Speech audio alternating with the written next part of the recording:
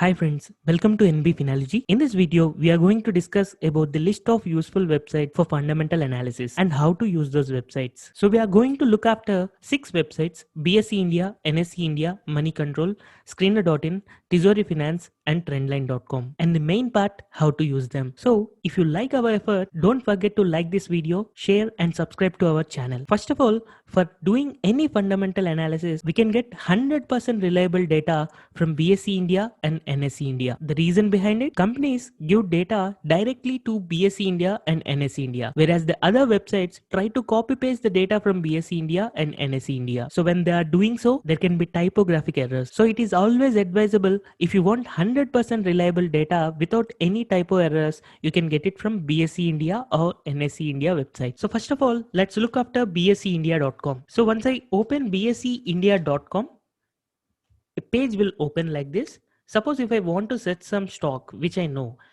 let's try Bajaj Finance. So Bajaj Finance. So once I open it, I can find a lot of data over here. Today's prices, volumes, upper price limit and lower price limit, market cap, face value, price to earnings, price to book value and ROE as well. And I personally use this website mostly for corporate action or announcements. And for the financials like balance sheet and profit and loss statement, you can go over here by clicking the financials. You can get the results and annual reports as well. You can also find research reports, charting and peer group comparison in this bseindia.com. So next, let's look after nseindia.com. So this is the new beta version of nseindia.com. Here I can search for Bajaj Finance stock. So after opening the Bajaj Finance, if I scroll down here, I can find lot of information here about the trade information, pre-open market information, intraday charts, corporate information, historical data and glossary. I personally use corporate information in the nseindia.com. So once you click on the corporate information, you will be having the data about annual reports, board meeting reports and corporate actions like dividends, stock split, bonus and also financial results. And the main part is insider trading. And we can also find the shareholding pattern and also information about daily buyback. Here all these information we can get in a single click. So for very quick information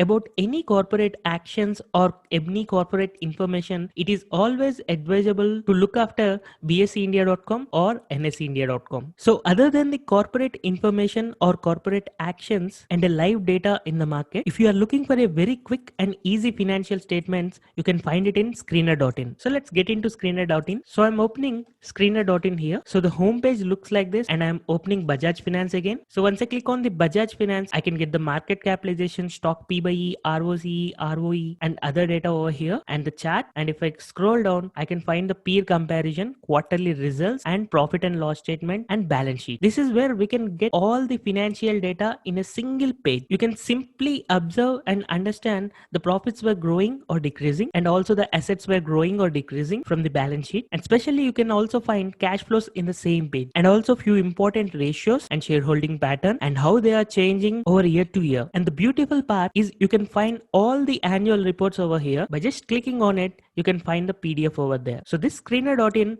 is very quick and easy to understand for an entry level investor. But if you want to do a deep analysis, sometimes the data available in the Screener.in is not helpful. So for doing any deep analysis, it is advisable to have maximum data. For maximum data, I usually use Moneycontrol.com. So I'm opening Moneycontrol.com over here. So the homepage of Moneycontrol.com looks like this. So I'm searching Bajaj Finance here again. So once I open the page of Bajaj Finance, I will find the stock price over here and some basic data which is very similar to bseindia.com. And I can also find all the financials over here, corporate actions, but the corporate actions usually update a little bit late than the bseindia.com.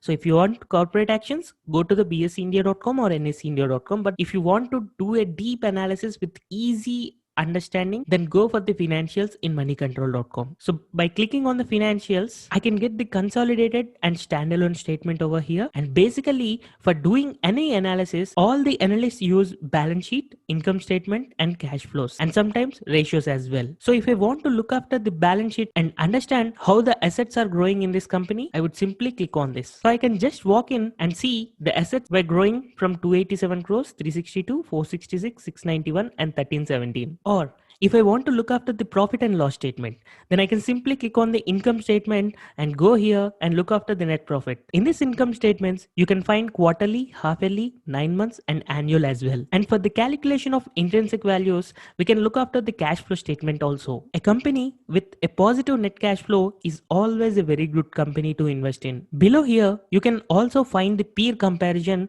to the Bajaj Finance stock. When I am using moneycontrol.com, I used to cross-check the data in bseindia.com and nseindia.com because there can be typographic errors in the moneycontrol.com. But for a quick and easy analysis, this website is very good to use. And if you don't want to do any fundamental analysis and just copycat some successful investor, you can always use trendline.com. So this is how trendline.com looks like. So here, if you are going for a section called superstars, you can see the top investors of India. Radhakrishna Dhamani standing in the first place with a net worth of 1,39,000 crore rupees of investment in the stock market. He had invested in 19 companies. So if you want to know which 19 companies Radhakrishna Dhamani has invested, you just click on his name. Here you can see how his money is growing and in which shares he has increased his holdings and which shares Radhakrishna Dhamani has sold. And below here, you can see on which stock how many crores of rupees he has invested, how many shares he has bought, and how much percentage of investment he had into it. So if you want to copycat successful investors, it's very easy with trendline.com. You can also look after the institutional portfolios in this trendline.com. And if you want to copycat FIIs, it is also possible with trendline.com. You can also find the FII portfolios here with all their companies and their investments as well. So remember, if you want a copycat, get into trendline.com. And finally, if you want to set some stock based on ROE, ROC,